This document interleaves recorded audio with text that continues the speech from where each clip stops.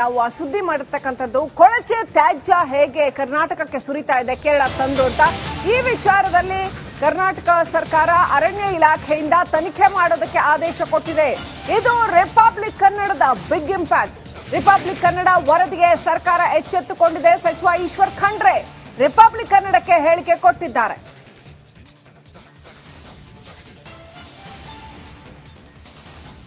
ಕೇರಳ ಭಾಗದಿಂದ ತ್ಯಾಜ್ಯವನ್ನು ಖಾಸಗಿ ಟ್ಯಾಂಕರ್ಗಳಲ್ಲಿ ತಗೊಬಂದು ಮಂಗಳೂರು ಭಾಗದ ಏನು ಆ ಒಂದು ರಾಜಕಾಲುವೆ ಮತ್ತು ಕಾಲುವೆಗಳಿಗೆ ಸುರಿತಾ ಇರುತ್ತದೆ. ಇದು ಸಾಕಷ್ಟು ಅನಾಹುತಕ್ಕೆ ಕಾರಣ ಆಗುವಂತೆ ಸಂಬಂಧಪಟ್ಟಂತೆ ಮಾತಾಡೋಕೆ ಪರಿಸರ ಖಾತೆ ಸಚಿವರು ಮತ್ತು ಅರಣ್ಯ ಸಚಿವರಾದಂಥ ಈಶ್ವರ್ ಖಂಡ್ರೆ ಇದ್ದಾರೆ. ಸರ್, ಅಲ್ಲಿಂದ ತ್ಯಾಜ್ಯ ಬರ್ತಾ ಇರುವಂಥದ್ದು ಯಾವುದೇ ರೀತಿಯ ತ್ಯಾಜ್ಯ ಎಲ್ಲೆಂದರಲ್ಲಿ ಇವತ್ತು ಬೀಸಾಡುವುದು ಹಾಕುವುದು ಅದು ಕಾನೂನು ರೀತಿಯ ಅಪರಾಧವಾಗ್ತದೆ. ನೆರೆ ರಾಜ್ಯದವರು ತಂದು ಟ್ಯಾಂಕರ್ ಮುಖಾಂತರ ಆಗಲಿ ಬೇರೆ ಬೇರೆ ರೀತಿಯಲ್ಲಿ ತ್ಯಾಜ್ಯ ತಂದು ನಮ್ಮಲ್ಲಿ ರಾಜಕಾಲುವೆಗಳಲ್ಲಿ ಅಥವಾ ಕೆರೆಗಳಲ್ಲಿ ಅಥವಾ ಬೋರ್ವೆಲ್ಗಳು ಏನೋ ಬತ್ತು ಹೋಗಿದ್ದಂಥದ್ದು ಅದರಲ್ಲಿ ಹಾಕಿದ್ರು ಅದು ಅತ್ಯಂತ ದೊಡ್ಡ ನಮ್ಮ ಕಾಯ್ದೆ ಪ್ರಕಾರ ಅಪರಾಧ ಆಗ್ತದೆ. ನಿಮ್ಮ ಸುದ್ದಿವಾಹಿನಿ ಮುಖಾಂತರ ನನಗೆ ಮಾಹಿತಿ, ರಿಪಬ್ಲಿಕ್ ಕನ್ನಡ ಮುಖಾಂತರ ಮಾಹಿತಿ ನನಗೆ ಸಿಕ್ಕಿದೆ. ರಾಜ್ಯ ಮಾಲಿನ್ಯ ನಿಯಂತ್ರಣ ಮಂಡಳಿ ಅಧಿಕಾರಿಗಳಿಗೆ ಅಲ್ಲಿಗೆ ಕಳಿಸಿ ಅಲ್ಲಿದ್ದವರಿಂದ ಅದನ್ನು ಮಾಹಿತಿಯನ್ನು ಪಡೆದುಕೊಂಡು ಕಾನೂನು ರೀತಿಯ ಕ್ರಮ ಜರುಗಿಸಲಿಕ್ಕೆ ಹೇಳ್ತೀನಿ. ಅದನ್ನು ತಡೆಯುವಂಥ ಕೆಲಸ ಮಾಡ್ತೀವಿ. ಪ್ರಕೃತಿ ಪರಿಸರ ಉಳಿಸುವಂಥದ್ದು ನಮ್ಮೆಲ್ಲರ ಆದ್ಯ ಕರ್ತವ್ಯವಾಗಿದೆ. ಅದನ್ನು ಕಟ್ಟುನಿಟ್ಟಾಗಿ ಜಾರಿಗೆ ತರ್ತೀವಿ ಅನ್ನುವಂಥ ಮಾತನ್ನು ಹೇಳಲಿಕ್ಕೆ ಬಯಸ್ತೀನಿ. ನೇತ್ರಾವತಿ ಮತ್ತು ಫಲ್ಗುಣಿ ನದಿ ಕೂಡ ಸೇರ್ತಾ ಇರುವಂಥದ್ದು. ಇದು ನೇತ್ರಾವತಿ ಇರ್ಬೋದು, ಫಲ್ಗುಣಿ ನದಿ ಇರ್ಬೋದು, ಇವೆಲ್ಲ ನದಿಗಳು ಪಶ್ಚಿಮ ಘಟ್ಟದ ಒಂದು ಪ್ರದೇಶದಲ್ಲಿ ಅತ್ಯಂತ ಅದರ ಒಂದು ಬಹುದೊಡ್ಡ ಪ್ರಕೃತಿ ಪರಿಸರಕ್ಕೆ ಜನಜೀವನಕ್ಕೆ ಕೊಡುಗೆ ಆಗಿದೆ.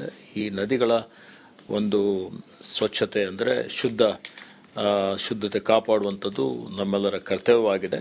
ಅದನ್ನು ಮಾಡುವಂಥ ರೀತಿಯಲ್ಲಿ ಅದನ್ನು ತಪಾಸಣೆ ಮಾಡಲಿಕ್ಕೆ ಅಷ್ಟೇ. ಮತ್ತು ಅದರಲ್ಲಿ ಯಾರಾದರೂ ತ್ಯಾಜ್ಯ ನೀರು ಬಿಡುವಂಥದ್ದಾಗಲಿ ಅಥವಾ ಕೊಳಚೆ ನೀರು ಬಿಡುವಂಥದ್ದು ಏನಾದರೂ ಮಾಡಿದರೆ ಕ್ರಮ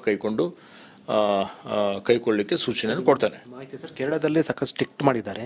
ಸೊ ಈ ರೀತಿ ತ್ಯಾಜ್ಯವನ್ನು ಎಲ್ಲೂ ಕೂಡ ಬಿಡೋಂಗಿಲ್ಲ ಅಂತ ನಮಗೆ ಬಂದ ಮಾಹಿತಿ ಅಥವಾ ಲೋಕಲ್ ಮಾತಾಡುವಂಥದ್ದು ಅಲ್ಲಿನ ಅಪಾರ್ಟ್ಮೆಂಟ್ ತ್ಯಾಜ್ಯ ಜೊತೆಗೆ ಒಂದಷ್ಟು ಕೆಮಿಕಲ್ ತ್ಯಾಜ್ಯನೂ ಕೂಡ ಬರುತ್ತೆ ಅನ್ನೋ ಅನುಮಾನಗಳಿರುವಂಥದ್ದು. ಆ ರೀತಿ ಆದರೆ ದೊಡ್ಡ ಮಟ್ಟದಲ್ಲಿ ಅನಾಹುತ ಅಪಾಯಕಾರಣ ಆಗುತ್ತೆ. ಸಮಗ್ರ ತನಿಖೆ ಮತ್ತು ಅಧಿಕಾರ ಸೂಚನೆ ತಕ್ಷಣ ಸಮಗ್ರ ತನಿಖೆನೂ ಮಾಡಿಸ್ತೇನೆ. ಇವತ್ತು ಅದನ್ನು ವರದಿನೂ ತರಿಸ್ತೇನೆ. ಕಾನೂನು ರೀತಿಯ ಕ್ರಮನೂ ಜರುಗಿಸ್ತೇವೆ. ಇದು ಈಶ್ವರ್ ಖಂಡ್ರೆ ಅವರ ಹೇಳಿಕೆ. ಅವ್ರು ಹೇಳ್ತಾ ಇರುವಂತದ್ದು ಬಹಳ ಪ್ರಮುಖವಾಗಿ ನಾವು ಸುದ್ದಿ ಮಾಡಿರ್ತಕ್ಕಂಥದ್ದು ಕೊಳಚೆ ತ್ಯಾಜ್ಯ ಹೇಗೆ ಕರ್ನಾಟಕಕ್ಕೆ ಸುರಿತಾ ಇದೆ ಕೇರಳ ತಂದು ಅಂತ ಈ ವಿಚಾರದಲ್ಲಿ ಕರ್ನಾಟಕ ಸರ್ಕಾರ ಅರಣ್ಯ ಇಲಾಖೆಯಿಂದ ತನಿಖೆ ಮಾಡೋದಕ್ಕೆ ಆದೇಶ ಕೊಟ್ಟಿದೆ. ಇದು ರಿಪಬ್ಲಿಕ್ ಕನ್ನಡದ ಬಿಗ್ ಇಂಪ್ಯಾಕ್ಟ್. ರಿಪಬ್ಲಿಕ್ ಕನ್ನಡ ವರದಿಗೆ ಸರ್ಕಾರ ಎಚ್ಚೆತ್ತುಕೊಂಡಿದೆ. ಸಚಿವ ಈಶ್ವರ್ ಖಂಡ್ರೆ ರಿಪಬ್ಲಿಕ್ ಕನ್ನಡಕ್ಕೆ ಹೇಳಿಕೆ ಕೊಟ್ಟಿದ್ದಾರೆ.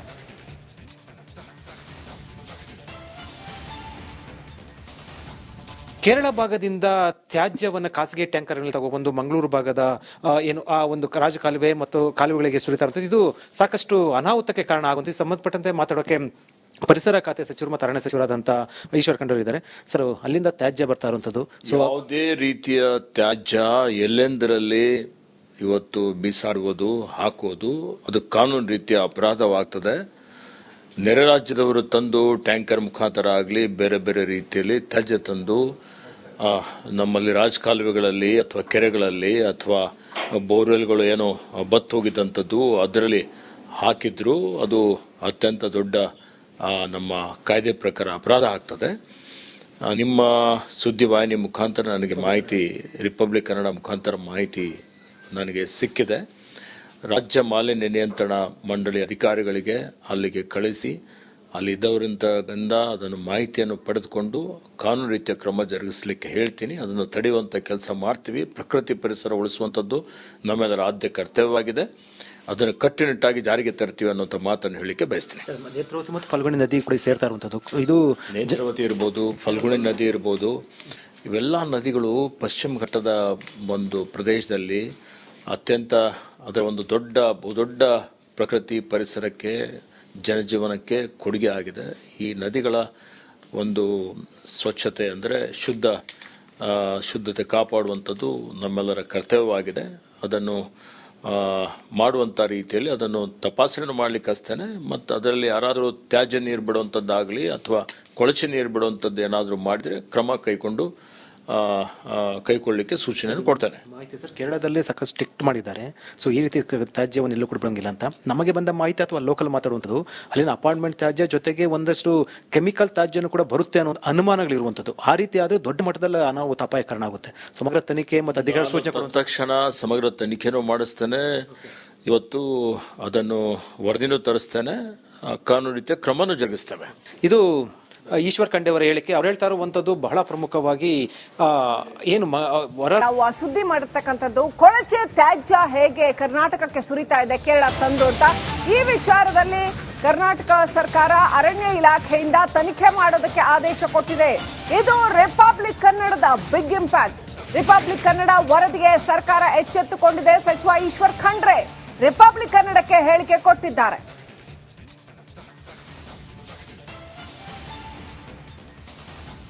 ಕೇರಳ ಭಾಗದಿಂದ ತ್ಯಾಜ್ಯವನ್ನು ಖಾಸಗಿ ಟ್ಯಾಂಕರ್ಗಳಲ್ಲಿ ತಗೊಬಂದು ಮಂಗಳೂರು ಭಾಗದ ಆ ಒಂದು ರಾಜಕಾಲುವೆ ಮತ್ತು ಕಾಲುವೆಗಳಿಗೆ ಸುರಿತಾ ಇರುತ್ತದೆ. ಇದು ಸಾಕಷ್ಟು ಅನಾಹುತಕ್ಕೆ ಕಾರಣ ಆಗುವಂತೆ ಸಂಬಂಧಪಟ್ಟಂತೆ ಮಾತಾಡೋಕೆ ಪರಿಸರ ಖಾತೆ ಸಚಿವರು ಮತ್ತು ಅರಣ್ಯ ಸಚಿವರಾದಂಥ ಈಶ್ವರ್ ಖಂಡ್ರೆ ಇದ್ದಾರೆ. ಸರ್, ಅಲ್ಲಿಂದ ತ್ಯಾಜ್ಯ ಬರ್ತಾ ಇರುವಂಥದ್ದು ಯಾವುದೇ ರೀತಿಯ ತ್ಯಾಜ್ಯ ಎಲ್ಲೆಂದರಲ್ಲಿ ಇವತ್ತು ಬೀಸಾಡುವುದು, ಹಾಕುವುದು ಅದು ಕಾನೂನು ರೀತಿಯ ಅಪರಾಧವಾಗ್ತದೆ.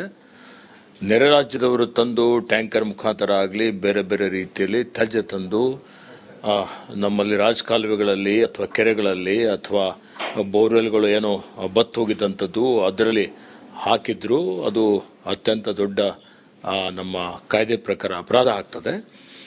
ನಿಮ್ಮ ಸುದ್ದಿವಾಹಿನಿ ಮುಖಾಂತರ ನನಗೆ ಮಾಹಿತಿ, ರಿಪಬ್ಲಿಕ್ ಕನ್ನಡ ಮುಖಾಂತರ ಮಾಹಿತಿ ನನಗೆ ಸಿಕ್ಕಿದೆ. ರಾಜ್ಯ ಮಾಲಿನ್ಯ ನಿಯಂತ್ರಣ ಮಂಡಳಿ ಅಧಿಕಾರಿಗಳಿಗೆ ಅಲ್ಲಿಗೆ ಕಳಿಸಿ ಅಲ್ಲಿದ್ದವರಿಂದ ಅದನ್ನು ಮಾಹಿತಿಯನ್ನು ಪಡೆದುಕೊಂಡು ಕಾನೂನು ರೀತಿಯ ಕ್ರಮ ಜರುಗಿಸಲಿಕ್ಕೆ ಹೇಳ್ತೀನಿ. ಅದನ್ನು ತಡೆಯುವಂಥ ಕೆಲಸ ಮಾಡ್ತೀವಿ. ಪ್ರಕೃತಿ ಪರಿಸರ ಉಳಿಸುವಂಥದ್ದು ನಮ್ಮೆಲ್ಲರ ಆದ್ಯ ಕರ್ತವ್ಯವಾಗಿದೆ. ಅದನ್ನು ಕಟ್ಟುನಿಟ್ಟಾಗಿ ಜಾರಿಗೆ ತರ್ತೀವಿ ಅನ್ನುವಂಥ ಮಾತನ್ನು ಹೇಳಿಕೆ ಬಯಸ್ತೀನಿ. ನೇತ್ರಾವತಿ ಮತ್ತು ಫಲ್ಗುಣಿ ನದಿ ಕೂಡ ಸೇರ್ತಾ ಇರುವಂಥದ್ದು. ಇದು ನೇತ್ರಾವತಿ ಇರ್ಬೋದು, ಫಲ್ಗುಣಿ ನದಿ ಇರ್ಬೋದು, ಇವೆಲ್ಲ ನದಿಗಳು ಪಶ್ಚಿಮ ಘಟ್ಟದ ಒಂದು ಪ್ರದೇಶದಲ್ಲಿ ಅತ್ಯಂತ ಅದರ ಒಂದು ಬಹುದೊಡ್ಡ ಪ್ರಕೃತಿ ಪರಿಸರಕ್ಕೆ ಜನಜೀವನಕ್ಕೆ ಕೊಡುಗೆ ಆಗಿದೆ. ಈ ನದಿಗಳ ಒಂದು ಸ್ವಚ್ಛತೆ ಅಂದರೆ ಶುದ್ಧತೆ ಕಾಪಾಡುವಂಥದ್ದು ನಮ್ಮೆಲ್ಲರ ಕರ್ತವ್ಯವಾಗಿದೆ. ಅದನ್ನು ಮಾಡುವಂಥ ರೀತಿಯಲ್ಲಿ ಅದನ್ನು ತಪಾಸಣೆ ಮಾಡಲಿಕ್ಕೆ ಹಚ್ತೇನೆ. ಮತ್ತು ಅದರಲ್ಲಿ ಯಾರಾದರೂ ತ್ಯಾಜ್ಯ ನೀರು ಬಿಡುವಂಥದ್ದಾಗಲಿ ಅಥವಾ ಕೊಳಚೆ ನೀರು ಬಿಡುವಂಥದ್ದು ಏನಾದರೂ ಮಾಡಿದರೆ ಕ್ರಮ ಕೈಗೊಳ್ಳಲಿಕ್ಕೆ ಸೂಚನೆಯನ್ನು ಕೊಡ್ತೇನೆ. ಮಾಹಿತಿ ಸರ್, ಕೇರಳದಲ್ಲಿ ಸಾಕಷ್ಟು ಸ್ಟ್ರಿಕ್ಟ್ ಮಾಡಿದ್ದಾರೆ. ಸೊ ಈ ರೀತಿ ತ್ಯಾಜ್ಯವನ್ನು ಎಲ್ಲೂ ಕೂಡ ಬಿಡಂಗಿಲ್ಲ ಅಂತ ನಮಗೆ ಬಂದ ಮಾಹಿತಿ ಅಥವಾ ಲೋಕಲ್ ಮಾತಾಡುವಂಥದ್ದು ಅಲ್ಲಿನ ಅಪಾರ್ಟ್ಮೆಂಟ್ ತ್ಯಾಜ್ಯ ಜೊತೆಗೆ ಒಂದಷ್ಟು ಕೆಮಿಕಲ್ ತ್ಯಾಜ್ಯನೂ ಕೂಡ ಬರುತ್ತೆ ಅನ್ನೋ ಅನುಮಾನಗಳಿರುವಂಥದ್ದು. ಆ ರೀತಿ ಆದರೆ ದೊಡ್ಡ ಮಟ್ಟದಲ್ಲಿ ಅನಾಹುತ ಅಪಾಯಕಾರಣ ಆಗುತ್ತೆ. ಸಮಗ್ರ ತನಿಖೆ ಮತ್ತು ಅಧಿಕಾರ ಸೂಚನೆ ತಕ್ಷಣ ಸಮಗ್ರ ತನಿಖೆನೂ ಮಾಡಿಸ್ತೇನೆ. ಇವತ್ತು ಅದನ್ನು ವರದಿನೂ ತರಿಸ್ತೇನೆ, ಕಾನೂನು ರೀತಿಯ ಕ್ರಮನೂ ಜರುಗಿಸ್ತೇವೆ. ಇದು ಈಶ್ವರ್ ಖಂಡೆ ಅವರ ಹೇಳಿಕೆ. ಅವ್ರು ಹೇಳ್ತಾ ಇರುವಂಥದ್ದು ಬಹಳ ಪ್ರಮುಖವಾಗಿ